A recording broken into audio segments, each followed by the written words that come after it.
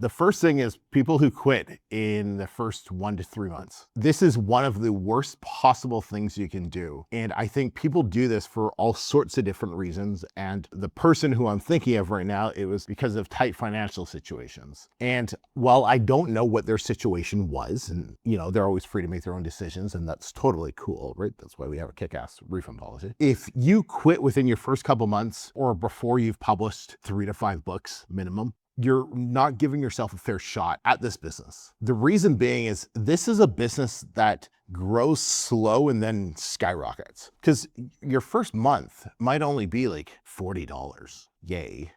But then your second month might only be sometimes like $60. And then your third month might be like $200.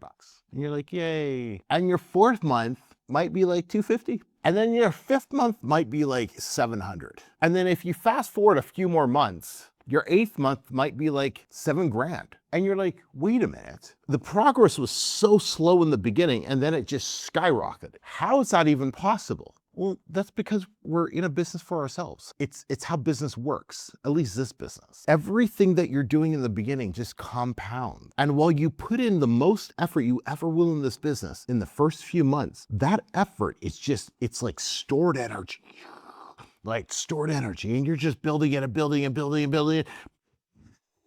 And it just explodes, right? That's exactly what's happening. And so when I think to the person who I refunded this morning, and when they said there's some unforeseen financial obligations that have just come up, my take, and this is from somebody who's had to borrow money from their elderly mom because they couldn't buy groceries for their family. Like, I've been there, okay? My first thing is like, the hardest part of this business was you making that first payment to me. Right? You making that first decision, money's tight, I'm making that first payment. Am I going to do this? That was the hardest part. Now you just have to do the work. You got into this business because you want to be able to handle unforeseen financial circumstances or situations that come up in the future without having to bail on certain things. That's the whole point of getting into this business. But you can only do that if you weather the storm. I don't want to make too many assumptions because everybody's situation is a little different, but I can almost guarantee you, albeit let's exclude any medical issues or stuff like that, that